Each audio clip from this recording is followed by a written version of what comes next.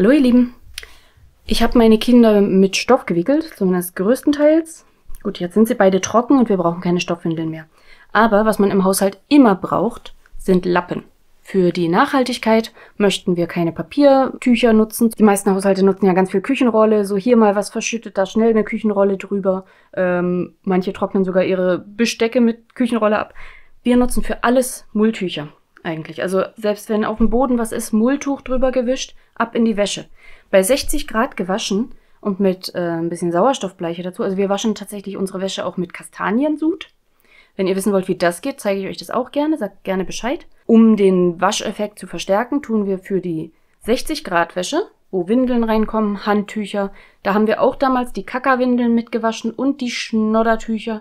Alles mit rein. Das wird wunderbar sauber. Wir sind nie krank geworden von irgendwas. Also das ist wirklich auch Magen-Darm und was nicht alles rein in die Maschine. Naja, okay, manchmal, wenn es wirklich hartes Magen-Darm ist, hartnäckiges, dann kann man das auch schon mal bei 90 Grad waschen, ne?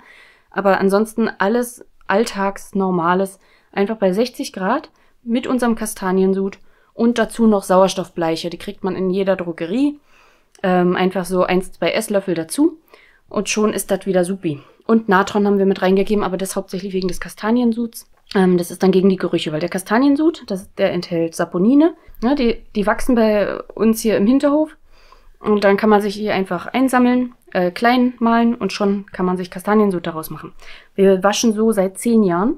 Ja, es wird ein bisschen grau und braun, aber das ist wirklich alles nicht dramatisch. Und wenn man wirklich mal einen Fleck hat, den man raushaben will, dann nutze ich Gallseife für wirklich Dinge, von denen ich möchte, dass sie weiß bleiben. Keine Ahnung, Oberhemden vom Mann oder so. Da nutze ich dann auch mal konventionelles Waschmittel, aber so, dass bei uns wirklich in 10 Jahren mal eine Flasche leer wird. Ne? Also uns ist also in den letzten 10 Jahren, seit wir mit Kastanien waschen, einmal eine Waschmittelflasche leer geworden. Oder zum Beispiel mal bei richtig hartnäckigem Magen-Darm nutze ich dann auch mal konventionelles Waschmittel, weil ich dann doch denke, dass es vielleicht noch mal ein bisschen mehr rauswäscht, ein bisschen aggressiver wäscht. Aber vor allem, wenn man auch Kindersachen waschen will, die will man nicht so aggressiv haben. Da will man nicht diese ganzen chemischen Rückstände vielleicht drin haben. Und da sind Kastanien hervorragend geeignet. Also ich kann es gerne mal ausführlicher erklären, wenn es euch interessiert. Dann lasst mich das gerne in den Kommentaren wissen. Und vor allem abonniert den Kanal, dann verpasst ihr es auch nicht, wenn es dann kommt. Jedenfalls haben wir diese Windeln immer eben auch mit Kastanien gewaschen. Ihr seht, ne, die haben einen leichten Braunschimmer vielleicht, weil ich mir auch nicht die Mühe mache, die Kastanien zu schälen. Das habe ich einmal bei der allerersten Charge gemacht. Das mache ich nicht nochmal. Das war wirklich ein Aufwand, den ich mir lieber spare. Und bei Windeln ist es mir auch echt egal. Seit 10 Jahren etwas mehr als 10 Jahren sogar, versuchen wir eben auch Müll zu vermeiden. So zum Beispiel die Waschmittelflaschen und auch die Küchentücher und waschen alles eben mit Lappen ab. Und zwar mit Mulllappen. Die sind natürlich zu groß. Die habe ich damals schon halbiert, weil wir die Windeldicke in den Stoffwindeln dosieren wollten. Dann haben wir mal 2, mal 3 von diesen da reingemacht. Und deshalb hatte ich die alle schon mal halbiert mit der Overlock. Jetzt werde ich die noch weiter klein machen. Wahrscheinlich noch mal halbieren, weil das ist, glaube ich, eine ganz gute Größe für so einen Lappen. Die anderen Lappen habe ich alle gedrittelt. So, da habe ich dann die 80 x 80 Zentimeter Mulltücher habe ich dann in beide Richtungen gedrittelt und dann war das dann etwa so ein großer Lappen. Das ist auch eine schöne Größe. Da ich aber so viele habe und manchmal die Lappen dann doch ein bisschen knapp geworden sind, ein bisschen klein geworden sind, werde ich die jetzt einfach alle mal halbieren und dann habe ich wieder genug Lappen für den ganzen Haushalt. Damit putzen wir auch unsere Klos, unsere Bäder, alles rein in die Wäsche. Das wird alles wieder sauber. Genau, ich setze mich jetzt mal an die Overlock. Ihr könnt das genauso gut auch einfach mit der Nähmaschine machen. Die Overlock hat natürlich den Vorteil, dass sie schneidet und vernäht in einem. Ich werde das also nicht vorher durchschneiden, sondern einfach mit der Overlock da durch. Dann habe ich die eine Kante schon mal genäht, dann muss ich die andere Kante natürlich nochmal umdrehen und nochmal hinterher nähen. Wenn ihr das an der Nähmaschine macht, müsst ihr es erst einmal durchschneiden und dann einfach mit einem breiten Zickzackstich über die Kante drüber sicherstellen, dass ein Stich im Stoff landet und einer vom Stoff runter. Oder wenn ihr einen Overlock-Stich habt, da aber ganz genauso. Ne, wenn ihr so einen Säumfuß habt, wo dann die Kante eingeklappt wird und festgenäht wird, das ist natürlich auch super. Wichtig ist, dass ihr es überhaupt irgendwie versäubert. Denn Mull, ich habe einen Lappen, habe ich mir das mal gespart, der fusselt überall. Also der franzt ohne Ende. Da habt ihr keine Freude mit. Die müssen also unbedingt versäubert werden.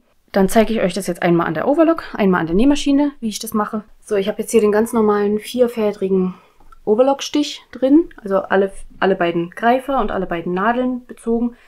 die ganz normalen Einstellungen für einen Standard-Overlock-Stich. Stichlänge 3 habe ich jetzt hier drin. Das ist recht egal. Also es darf auch sehr großmaschig sein. Also ich nehme jetzt hier einfach mein ganzes Mulltuch, schiebe das hier drunter. Diese Mulltücher, die haben ja so ein Muster drin. Die sind ja so gewebt. Und dann gehe ich hier einfach so eine Linie lang. Ich suche mir einfach eine aus. Es muss ja auch nicht ganz mittig sein, da guckt kein Mensch mehr drauf. Hauptsache, das hat eine schöne Größe, dass es nachher gut zu handhaben ist. Und dann schiebe ich das hier drunter und nähe los. Einfach so von vorne ranschieben. Und das Messer muss natürlich an sein. Das soll ja gleich den Stoff durchschneiden. Und dann geht's los. Und ich kann das einfach hintereinander weg. Ich muss dazwischen nichts abschneiden. Ich nähe die einfach hintereinander weg durch. Schneide dann am Ende einmal alle durch. Meine Overlock tanzt. So. Und jetzt ist hier natürlich, ist zwar durchgeschnitten, aber ist noch nichts versäubert. Und das muss auf jeden Fall versäubert werden. So eine Welllinie ist mir auch völlig egal. Das ist ein Putzlappen, ne? Also, los geht's. Und wenn ihr selber nicht mit Stoff gewickelt habt, ärgert euch nicht. Sowas gibt's immer mal zu kaufen. Also gebrauchte Windeln, selbst wenn die fürs Klo genutzt wurden, ne? Also selbst wenn die für Pipi und Kaka genutzt wurden. Ehrlich, das wascht das einfach einmal bei 90 Grad durch und dann ist da nichts mehr dran. So könnte ich jetzt hier alle hintereinander weg da einfach durchjagen. Ich zeige euch das aber auch nochmal an der Nähmaschine. Ich habe die Babylock Enlighten. Ich liebe diese Maschine, die habe ich auch schon über 10 Jahre. Ich würde sie nicht mehr hergeben wollen. Ich habe hier auch so einen schönen von Schnittenliebe, so einen schönen Auffangkorb. Und dann die Fäden, die da so abstehen, ne? Nach dem Overlocken bleibt ja immer so ein Restfaden übrig. Einfach am Messer abschneiden und fertig. Ihr müsst da nichts irgendwie mit einer Nadel irgendwo durchziehen oder sowas. Es reicht. Hauptsache, die Seitenkanten sind versäubert. Und dann ja, so ein bisschen was Überstehendes ist euch auch echt egal, wenn es um Putzlappen geht, ne? Und ich habe noch nie gesehen, dass ich eine Overlock-Naht, und wir nutzen die jetzt ja schon viele Jahre, diese Windeln, dass ich eine Overlock-Naht irgendwie geöffnet hätte. Auch wenn ich sie nicht da irgendwo reingezogen habe, ne? So, meine ersten 2 Putzlappen sind fertig. Dann machen wir die nächsten nochmal an der Nähmaschine. Eins fällt mir noch ein, diese Kanten, die sind manchmal, haben die außen so eine Art Rollsaum, also da ist ein bisschen dicker.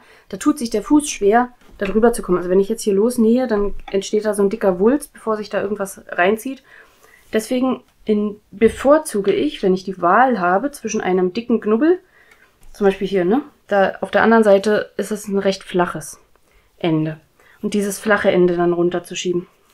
Ne? Also dann lieber von der Seite starten, als von der Seite, wenn ihr die Wahl habt. Manchmal geht es nicht und dann helft dem Füßchen so ein bisschen mit.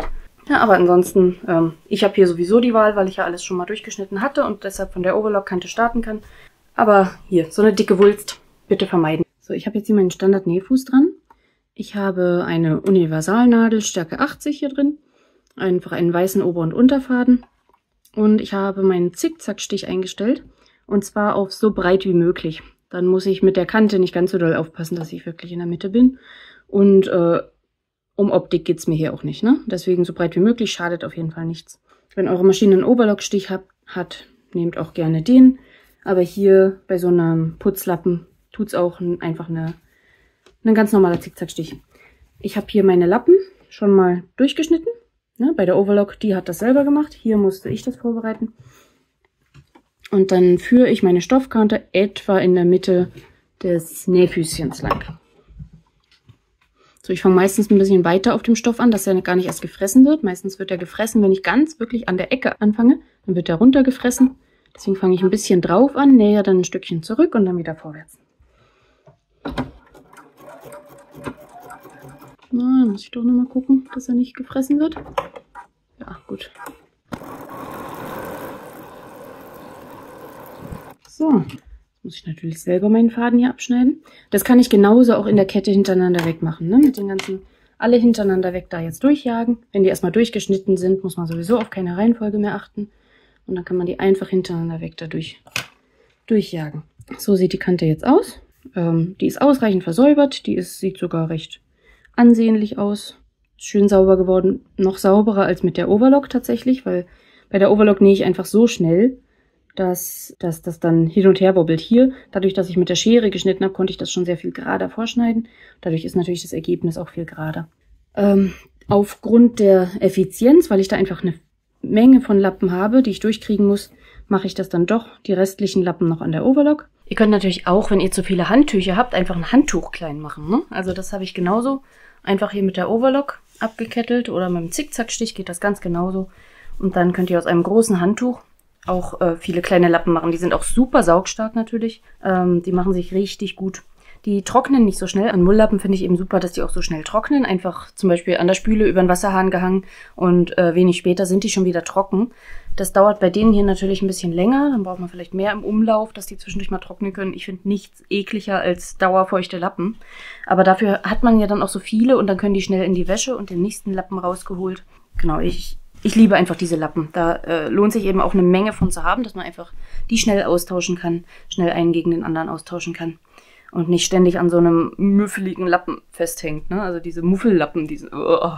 Genau, ich hoffe, das hat euch gefallen. Lasst mir gerne einen Daumen nach oben da und abonniert den Kanal, dann verpasst ihr nichts Neues aus der DIY-Szene. Als nächstes zeige ich euch, wie ich mit dem Bandweben angefangen habe, mit dem Brettchenweben, um genau zu sein. Und wenn euch das interessiert oder auch andere weitere Nähthemen oder andere Bastelthemen, dann abonniert den Kanal. Lasst mich gerne wissen, wenn ihr Ideen habt, wenn euch was interessiert. Und dann bis zum nächsten Mal. Ich freue mich auf euch. Tschüss!